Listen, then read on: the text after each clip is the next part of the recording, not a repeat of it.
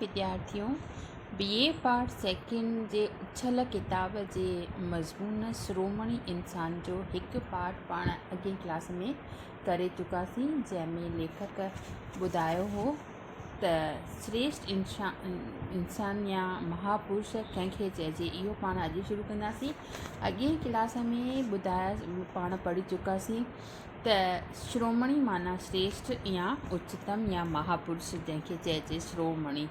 त इन में लेखक ॿुधायो हो त ॿियनि क़ौमुनि खे फ़ख़ुरु आहे धन जो, फ़न जो, हुनर जो वग़ैरह वग़ैरह जो, पर भारत इहा मतिलबु इहो चैलेंज नथो आणे। भारत खे छा ते फ़ख़ुरु आहे इन जे बारे में ॿुधाए थो त भारत खे फ़ख़ुरु आहे अंदरे ज्ञान जो, अंदरे ज्ञान ॾियण जो न वठण जो, महिमान निवाज़ीअ जो न दरपूर जो, पालण जो न मारण जो, गुरुअ जो ऐं न शींहं जो। ॿी पॉइंट पाण करे चुकासीं त भारत खे फ़ख़ुरु आहे वेदनि जो न तोबिन जो, त्याग ऐं वैराग जो ऐं न भोग रूपी भोग भोगण जो। इन में अॻिते ॿुधाए थो लेखक त भारत खे छा ते फ़ख़ुरु आहे। भारत खे फ़ख़ुरु आहे सूक्ष्म दृष्टिअ जो न सृष्टिअ जे राज जो।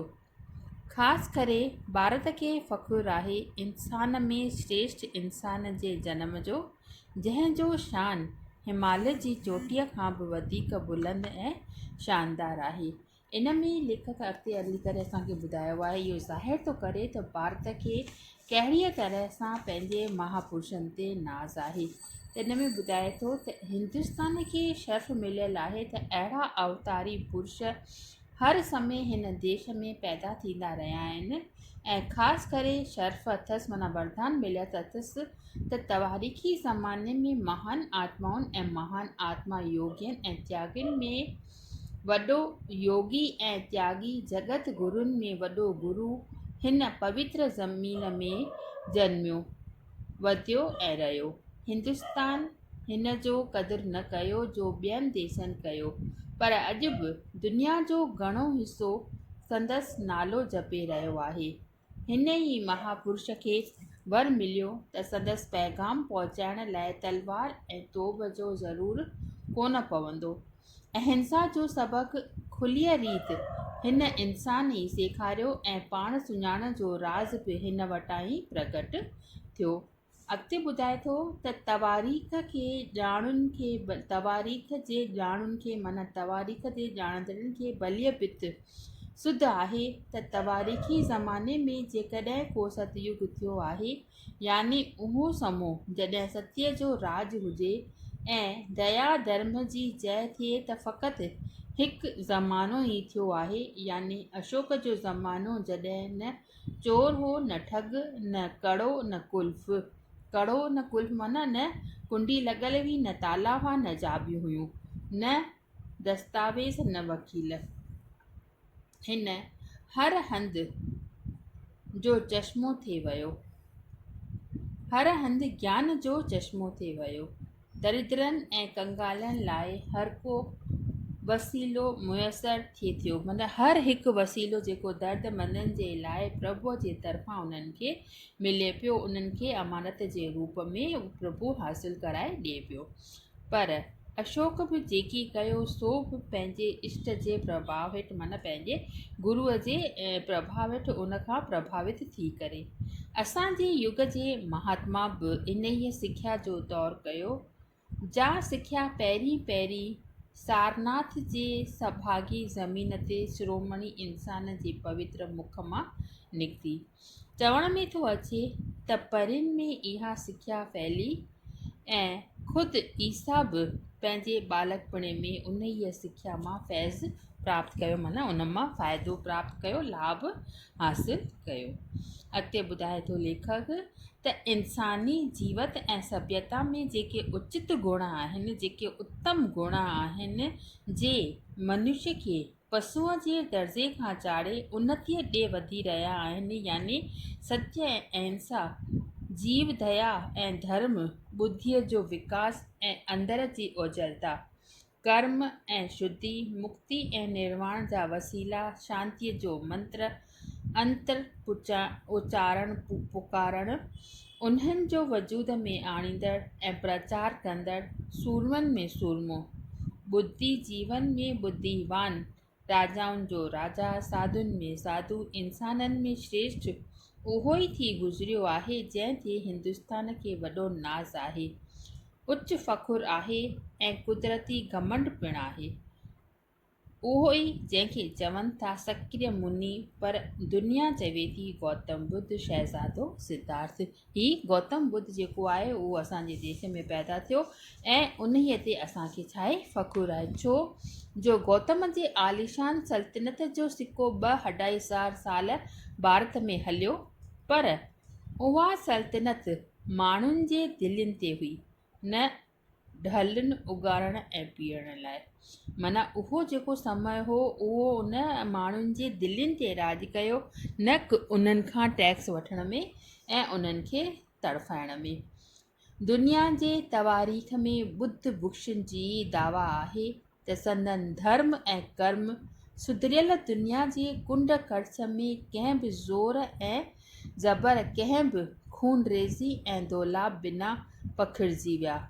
शुभ चिंतन, शुभ बोलण, शुभ हलण जो नाद बरपटनि ऐं समुंद्रनि पार गूंजजी उथिया ऐं विछोड़ण ऐं विष्ठा भरियल आदम ज़ात लाइ निर्वाण पद जो आसरो थियो। विछोड़ियल ऐं विष्ठा भरियल आदम ज़ात मतिलबु जंहिंजे मन में नफ़रत जी बाना हुई, जंहिं दुनिया खे कुझु सम्झ में कीन पिए आयो, उन्हीअ जे मन में निर्वाण पद मुक्ति पद जो पद जाॻियो। उन्हनि खे उत जो आसरो मिलो त हिन दुनिया में त असां आया आहियूं, पर असां मुक्तिअ खे कीअं प्राप्त कयूं, त उन्हीअ छा कयो, सिद्धार्थ गौतम बुद्ध हिन दुनिया में मुक्तिअ जे मार्ग जो द्वार जो असांखे साधन ॿुधायो, रस्तो द्वार खोलियो।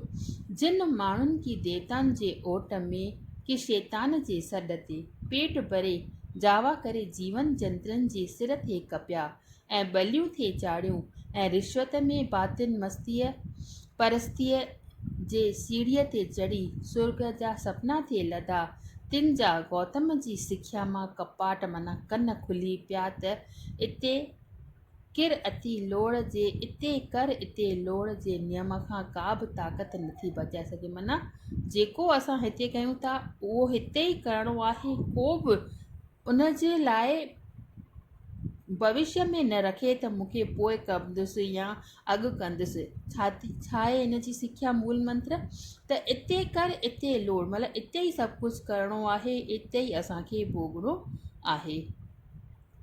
ॿियनि खे ईज़ाउ रसाइण माना पंहिंजो गलो कटणु, ॿियनि जी शेवा माना पंहिंजी मुक्ति, पंहिंजी शक्ति, इहो सबक़ु गौतम जे शिष्यनि ई सेखारियो। वेड़ जा शस्त्र फिटा करे, वेड़ जा माना झगड़े जा शस्त्र फिटा करे माण्हू मरीज़नि ऐं दुर्बलनि जी परगोर में लॻी विया। उहा शांती जंहिं लाइ असांजो संसार तड़फी रहियो आहे, गौतम जे शिष्यनि जे स्थिर ऐं तृष्णा रहित हृदयनि में वास कयो ऐं संसार खे सुर्ग ऐं सुख निवासी बणायो। तवारीख़ी ज़माने में उहो ई समो प्रसिद्ध आहे जॾहिं न चोरी, न फुरलुट, न कपट, न रियाव, न पखियुनि ऐं गुगदाम जानवरनि जो शिकार थियो, न जनाव ऐं व्यभिचार जे बाज़ार गरम रहियो। नेक्स्ट ॿुधाए थो, मतिलबु इहो जेको हुयो गौतम जे समय में ही सभु जेके ॻाल्हियूं हुयूं पुराणियूं उहे नष्ट थी वियूं ऐं माण्हुनि में जेके आहिनि सुठा सुठा भाव पैदा थिया। जीअं इन में ॿुधाई त न कपट, न रियाव, न फुररुट, न चोरी, न ताला, न चाबियूं, न पखियुनि ऐं गुगदाम जानवरनि जो शिकार, मतिलबु सभिनी में जेका आहे त्याग ऐं मुक्तिअ जी भावना, ॿिए जी शेवा करण में पंहिंजो भलो सम्झियो। इहे सभु ॻाल्हियूं जेकियूं आहिनि सिद्धार्थ जे ज़माने में, सिद्धार्थ जे अचण खां पोइ माण्हुनि जे अंदर में बड़पण लॻियूं, यानी इनडायरेक्ट में सिद्धार्थ जूं जेके सिखियायूं हुयूं, गौतम जूं जेके सिखियायूं हुयूं, उहे माण्हुनि जे दिलनि ते राज करणु लॻियूं ऐं गौतम बुद्ध माण्हुनि जे दिलनि में वेही वियो। उन जी माण्हू तमामु घणी सेवा करणु लॻा, उनखे पूॼणु लॻा। बराबरि तवारीख़ी ज़माने में जे भारत खे को फ़ख़ुरु आहे त गौतम जी शख़्सियत ते, उन हीअ पौतल ऐं उच पुरुष ते, जंहिंखे इंसान ज़ात जो शिरोमणी कोठणु वाजिबु आहे। शिरोमणी माना उदम श्रेष्ठतम। भारत भुल में ई सभ खां वधीक सुहिणो मणियो अर्पण करे छॾियो चीन खे, श्याम खे, बर्मा खे, जापान खे, लंका खे, थिबेट खे, पर गौतम वरी बि असांजो ई आहे न। गौतम जे करे ई भारत जी भूमि धारियनि लाइ पवित्र भूमि आहे, तीर्थ जो आस्थान आहे। एडवान आर्नोल्ड पंहिंजे सुंदर कविताउनि में गौतम खे सॼो पूरब जी ज्योति, पर गौतम खे संसार जी ज्योति या दुनिया जो नूर चइजे त बि रवा आहे। छो सिर्फ़ु पूरब जी ज्योति जो पूरब जे माण्हुनि जे लाइ गौतम जूं सिखिया न आहिनि, जेके मां तव्हांखे अॻियां सिखिया ॿुधायूं लेखक जे अनुसार, या ख़ुदि तव्हां ज़िंदगीअ में आज़मूदो प्राप्त कयो हूंदो, ख़ुदि प्रैक्टिकल वे में तव्हां ॾिठो हूंदो त गौतम बुद्ध केतिरो न महापुरुष हो। हिन जूं सिखियाऊं सिर्फ़ु पूरब वारनि जे लाइ, पर संसार खे बि उन्हनि मां फ़ाइदो रहे थिए थो। इन करे गौतम बुद्ध खे जेको आहे असां पूरब जी ज्योति न चई करे संसार जी ज्योति अगरि चऊं त बि रवा आहे, त बि वाजिबु आहे, जो उन जी सिखियाउनि खां को बि वांझियल न रहे।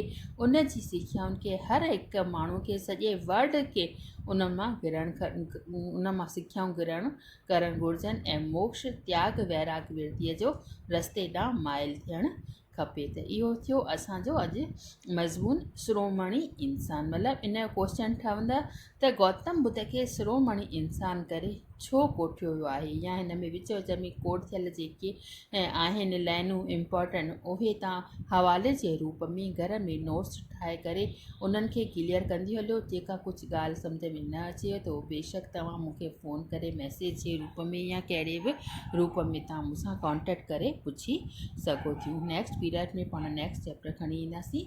अॼु बसि एतिरो ई।